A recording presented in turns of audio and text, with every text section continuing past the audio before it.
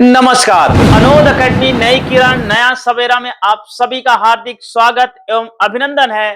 TGT social science का आज दूसरे दिन का पेपर हो चुका है, जिसमें फर्स्ट और सेकंड शिफ्ट के पेपर हो चुके हैं। इन दोनों शिफ्ट का रिव्यू क्या होगा ये हम जानेंगे। नंबर एक देखेंगे कि रिव्यू क्या है, दूसरा सेफ स्कोर क्या है, और तीसरा जो आगे आने वाले छात्रों के लिए तैयारी कैसे करना है, आगे कौन कौन से टॉपिक इंपॉर्टेंट रहेंगे उस पर हम लोग चर्चा करेंगे। तो देखते हैं दोस्तों, शुरू करते हैं सफर देर ना करते हुए। पार्ट ए की बात करें, पार्ट ए फर्स्ट और सेकंड शिफ्ट दोनों पालियों के पार्ट ए का जो एक रिव्यू रहा वो इस प्रकार रहा। पार्ट ए में दोस्तों हिंदी सेक्शन की बात करें, इस बार भी हिंदी ने वैसा हिंदी पैटर्न आया जैसे पहले एग्जाम में आया, सभी के एग्जाम में आता था। हिंदी सेक्शन से लगभग 12 क्वेश्चन तो बहुत ही इजी थे, जिसे हर सभी छात्रों को करना चाहिए था। ये 12 प्रश्न इजी, बहुत ही इजी थे, जिन्हें आप आसानी से कर सकते थे। इसके बाद 6 प्रश्न यहाँ थे जो मॉडरेट लेवल के कह सकते थे, ये भी आसानी से किए जा सकते थे। 2 क्वेश्चन कुछ टफ थे नजर आए थे, उनको भी यदि आप अच्छी सी तैयारी किए होंगे तो आप आसानी से कर सकते थे।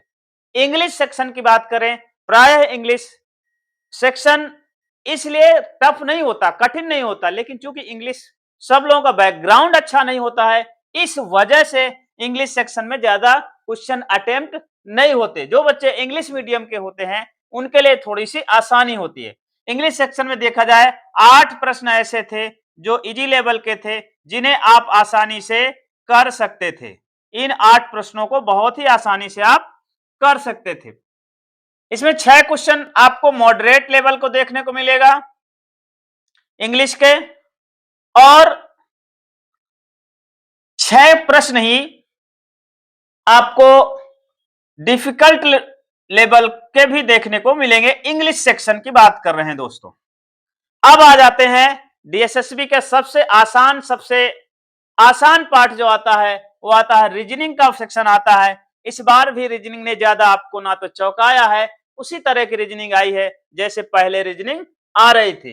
लगभग 14 प्रश्न आपको इजी देखने को मिलेंगे। जैसा छात्रों ने रिव्यू बताया उस आधार पर 14 प्रश्न आपके बहुत सरल देखने को मिले, जिसे आप आसानी से कर सकते थे।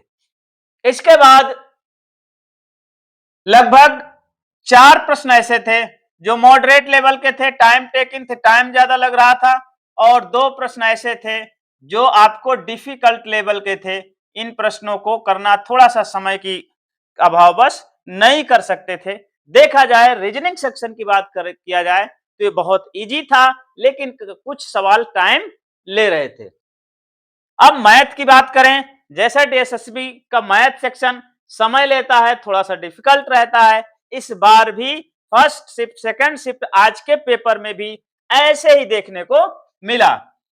इसमें देखा जाए लगभग 8 प्रश्न क्या थे, इजी लेवल के थे, जिन्हें आप सभी लोग आसानी से कर सकते थे। इन 8 प्रश्नों को बहुत ही आसानी तरीके से किए जा सकते थे, और लगभग 6 प्रश्न मॉडरेट लेवल के थे,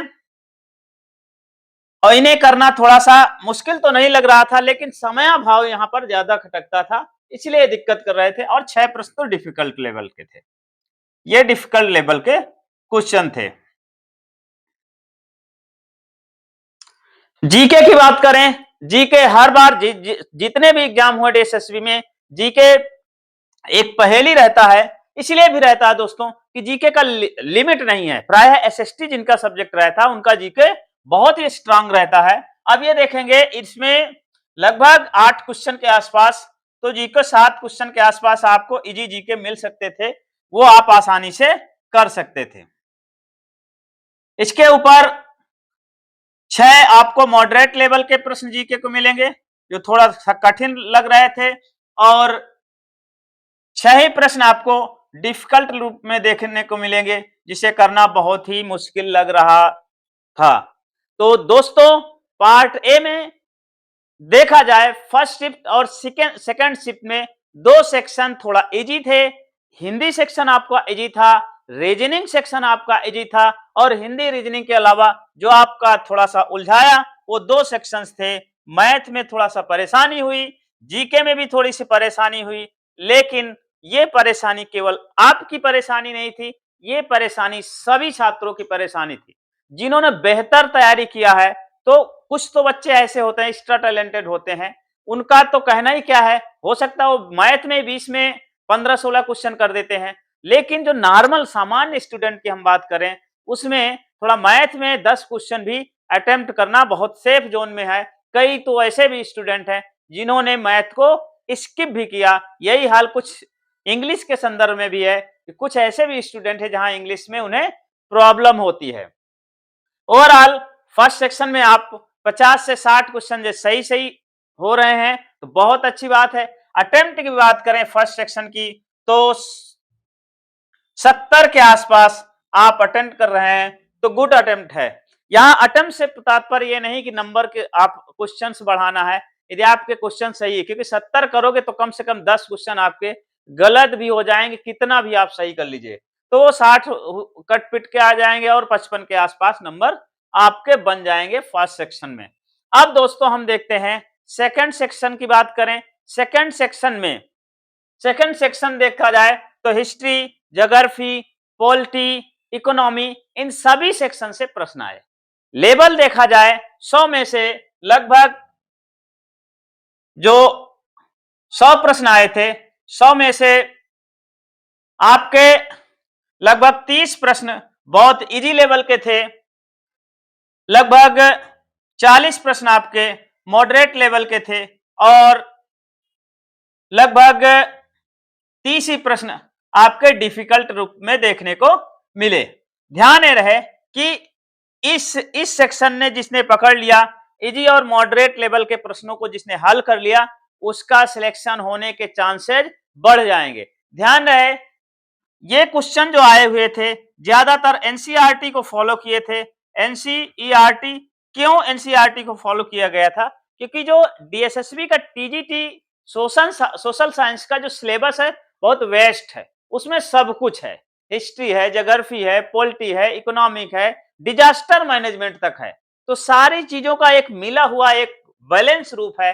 तो जिन्होंने इसको बहुत बैलेंस रूप से पेपर को तैयार कर रखा सभी सेक्शन में, कुछ बच्चे तो ऐसे जिनका हिस्ट्री अच्छा, उसने हिस्ट्री को पूरी तरह तैयार करे, बाकी ज्योग्राफी है, इकोनॉमी है और पॉलिटी है, इनको नेग्लेक्ट किया, इसलिए उनके लिए दिक्कत हुई है। इजी प्रश्न भी उनको डिफिकल्ट लग रहे थे।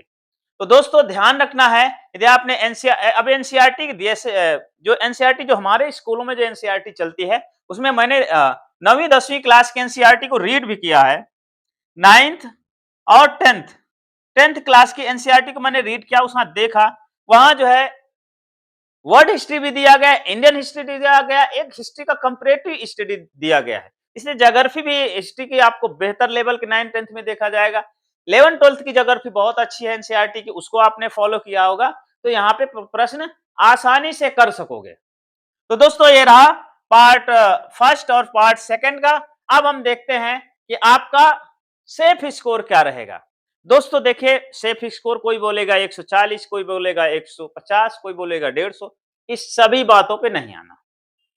देखिए आप यदि 160 या 70 क्वेश्चन आप करके आते हैं तो वो 140 या 130 के आसपास कट पिट के आ पाते हैं। ये भी बहुत अच्छे बच्चों की मैं बात कर रहा हूं, जो बहुत अच्छे, जिनकी बहुत अच्छी लेवल की तैयारी। नॉर्मल बच्चे जो अटेम्प्ट ही है उनका 100 150 के आसपास वो रुक जाते हैं, वहीं आप आसपास 150 140 50 60 140 50 60 ये नॉर्मल स्टूडेंट का है और इन्हीं में सिलेक्शन होता है। अगर आपका 140 अटेम्प्ट किया, 180 बहुत अच्छी किया, 130 भी सही आ रहे हैं, 115 20 नंबर आपके आ जाएंगे और ये नंबर बहुत ही पर्याप्त हैं। यद्यपि 100 प्लस आपके नंबर आ रहे हैं, 100 प्लस क्वेश्चन सही हो रहे हैं, तो आप सेफ जोन में रहेंगे। आपका पेपर कैसे हुआ इसको कमेंट बॉक्स में कमेंट जरूर करिएगा और आप कितने संभावित अटेम्प्ट करे हैं इस बात को भी आप कमेंट करिएगा, ताकि हम नेक्स्ट वीडियो इसका जब सभी पेपर हो जाएंगे तो एक कट ऑफ का वीडियो पूरा कंप्लीट एनालिसिस करके लाएंगे, बिल्कुल रिसर्च बेस्ड एनालिसिस, ताकि आपको कट ऑफ का सही अंदाजा लगे। परीक्षा के लिए आगे जो जिनका पेपर है उनको क्या करना है ध्यान देना है। नंबर 1 तो इधर-उधर भागना नहीं है। अब आपके पास समय नहीं है, यहाँ की सामग्री, वहाँ की जो आपने पढ़ा उस पे कॉन्फिडेंट रहिए। ज्यादा से ज्यादा प्रैक्टिस सेट लगाइए और इसके साथ जो एग्जाम रिव्यू है वो तो ठीक है, लेकिन आप सिलेबस पकड़िए। सिलेबस का वो सेक्शन देखिए जो आपको कम तैयार है, उस पर ज्यादा फोकस करिए। टीजीटी एसएसटी साइंस में क्या सबसे बड़ी समस्या आती है, टीजीटी एसएसटी में और बाकी सब्जेक्टों में ये दिक्कत नहीं आती, इसमें दिक्कत आती है, संतुलन की दिक्कत आती है।